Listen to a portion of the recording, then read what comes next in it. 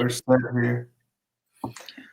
All right, so we are live. This is Webinar Wednesday. I am Coach Terrence Wood. I'm so pumped up for today's webinar, and hopefully you are too, because I know our guest has amazing content for you. So if this is your first time checking out a Before You Go Pro webinar, we are a company that is solely focused, you guys, on helping young student athletes, high school and junior college football players make the right moves on and off the field and really take advantage and leverage football for life opportunities. So tonight's webinar is directly in line with what we're all about.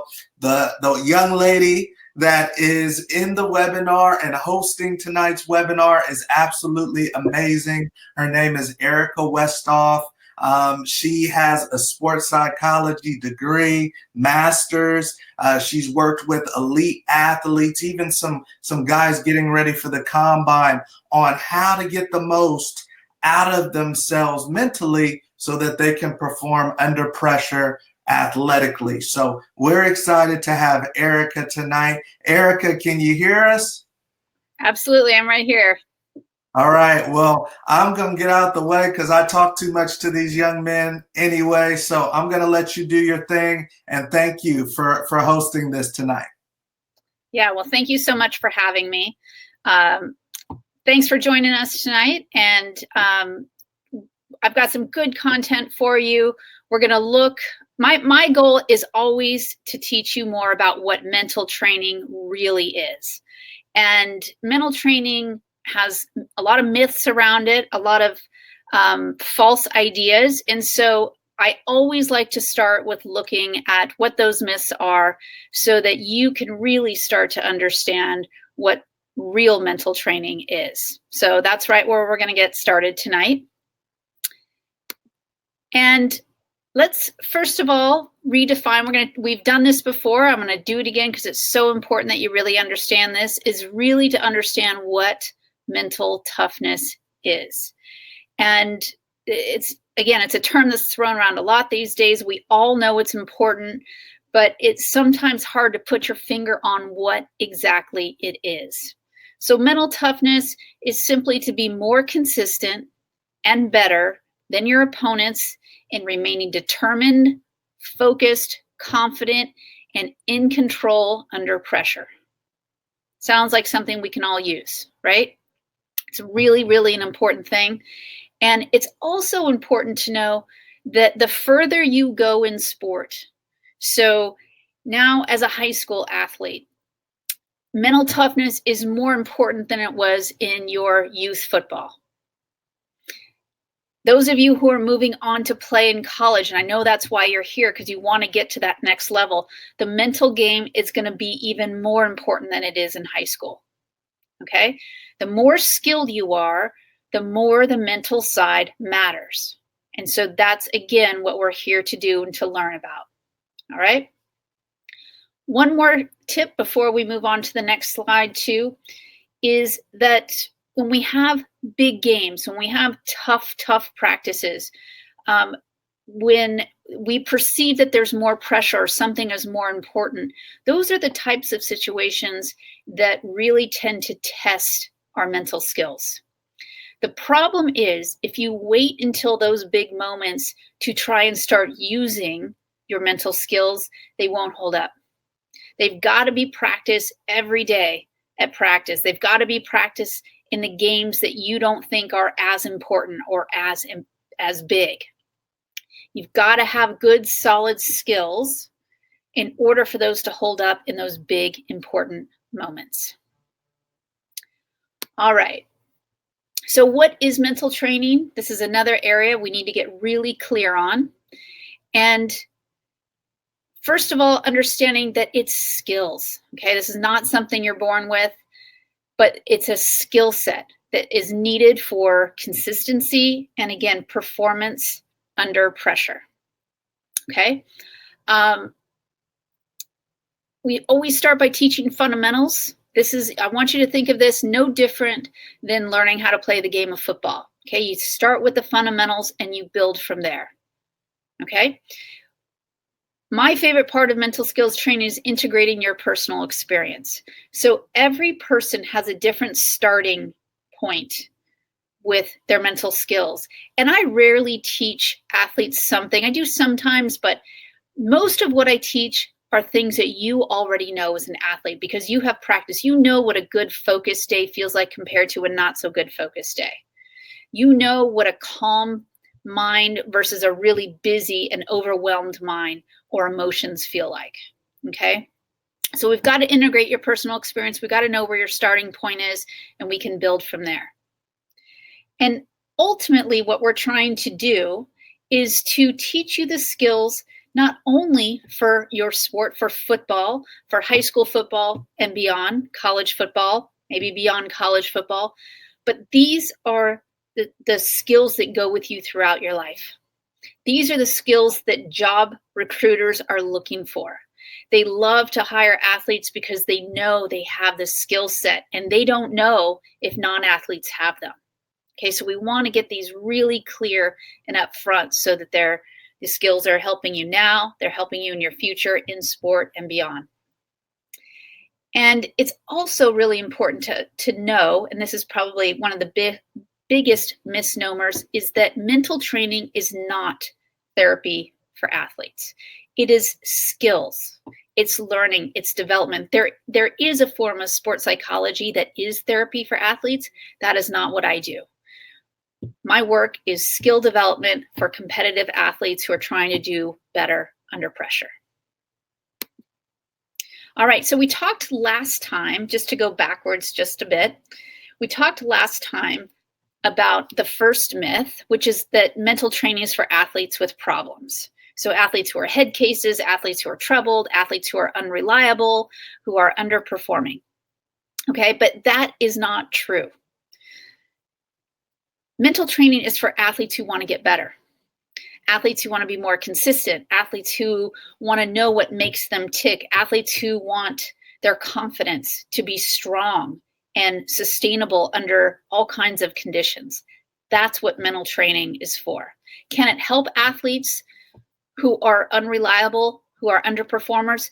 Yes, but only if they really want the help, if they really want to get the skills on board. But it works great for athletes who are just simply trying to be the best they can be. All right, if you want the full episode on myth number 1, we did that last time. You should have a link to that in your email. If you want to see it again or you missed it in your inbox, you can always reach out to Coach Woods and he has this recording for you. Okay, so we've got a full episode on that. All right, myth number 2, which is what we're here to talk about today, is either you have mental toughness or you don't. Or another way of saying it is you're born with it. And I can't tell you how this couldn't be further from the truth. Okay. Mental toughness is a skill set.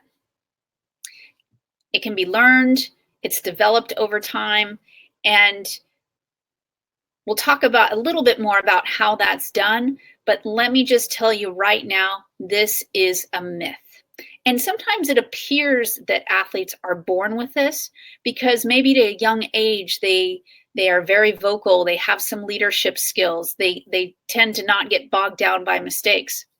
But what that tells me is that this is an athlete who was exposed to the skill set from a very young age. So either through a parent or maybe some great coaching or some great teachers or some adults in their life who really taught them how to be mentally tough from a very young age.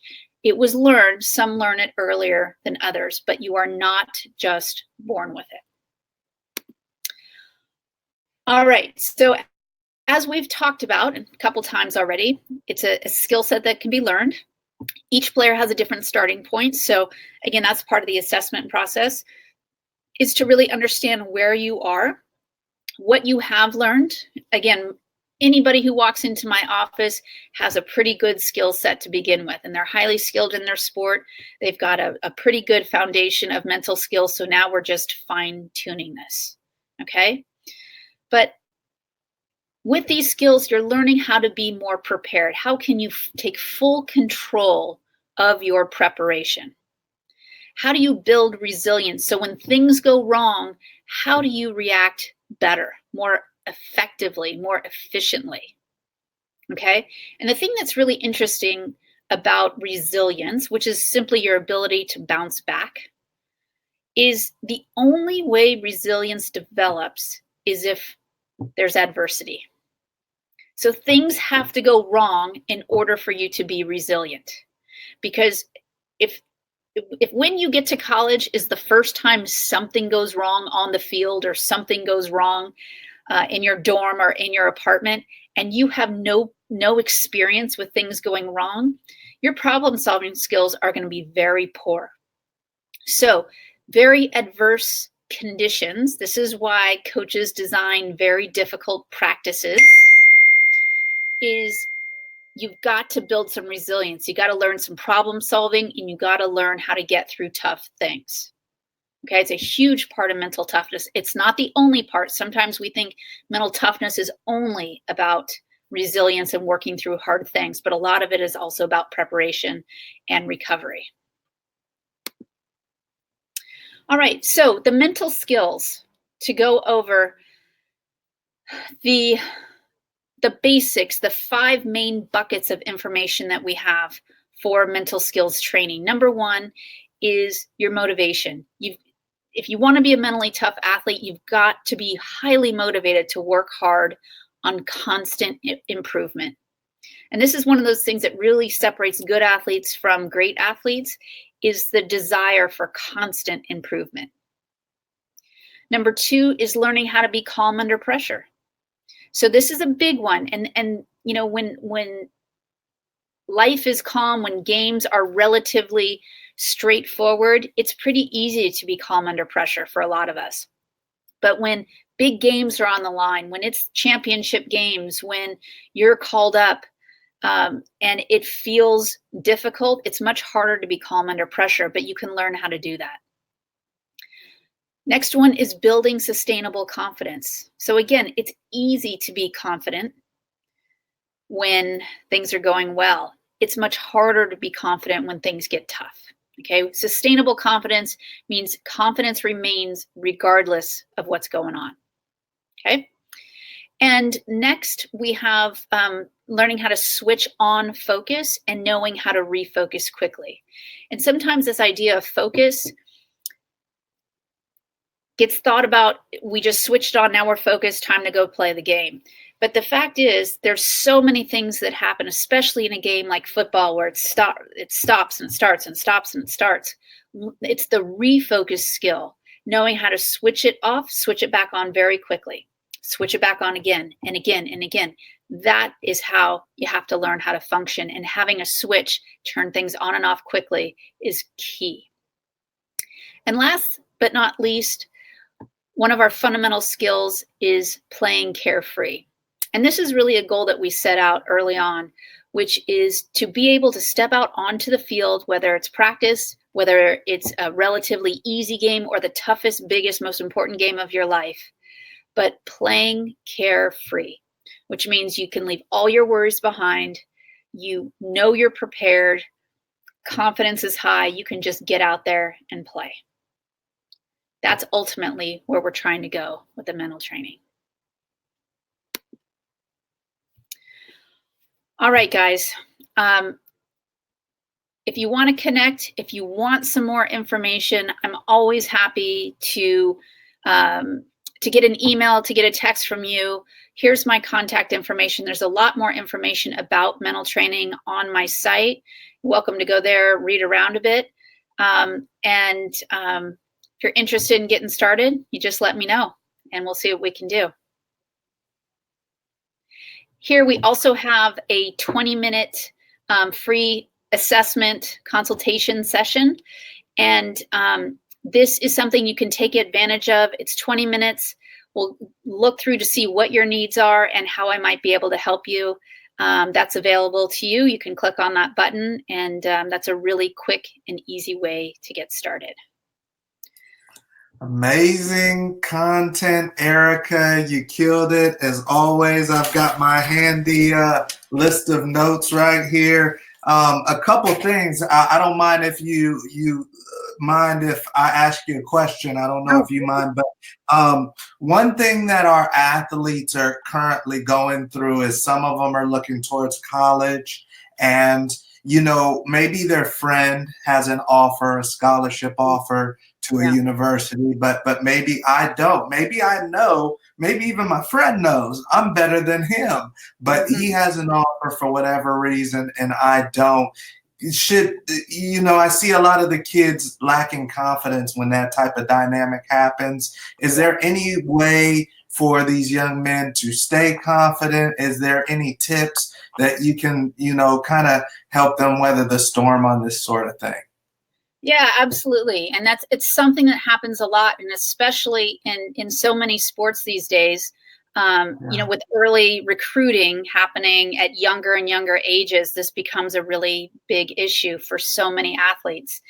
And my advice here is one, you can't be worried about what others are doing. You've got to stay in Yeah. your lane. You've got to stay Yeah. focused. And in these types of situations, taking action is key. So Okay.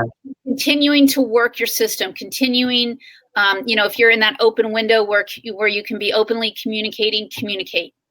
If you're not in Okay. that window yet, actively doing your emailing. I know that you're giving these guys a lot of tools of what they can be doing to help engage these schools and help draw interest. And so any action steps that they can take to keep getting on the radar, keep getting more information, yeah, and keep these relationships building, that would be my best advice. No, that's fabulous advice. You guys have to stay active and just trust. Trust and know that your preparation and your talent will land you the same type of opportunity. So thank you tremendously, Erika. I know that the athletes, the parents, the coaches got a lot out of tonight's webinar. Thank you. You're welcome. You're welcome. I'm happy to be here, and I hope the athletes find this really helpful, and the coaches as well. Definitely. I know they will. So there you guys have it. That is Ms. Erika Westhoff. She is our mental skills trainer. And another point that she talked about was, it's not therapy, you guys. It's not therapy. It's the fact that you want to get stronger. You want to enhance your skills. And that's exactly what she works on. So hopefully you guys got a lot out of tonight's webinar. This is something that we do on a weekly basis. Sometimes these are free and accessible to the public. Sometimes these are private, just for athletes that are already working with us. So if you enjoyed this content, please check us out at www.beforeyougopro.com. Also share with your teammates. Don't hold back great information. For the right student athlete and for the right parent, this can be hundreds of thousands of dollars that you can use in education, or hundreds of thousands of dollars worth of education that you guys can get right here from Before You Go Pro. Partners like Erika and myself are looking to help you. So check us out, and that is it for tonight, and we will be back next week. We will definitely see you guys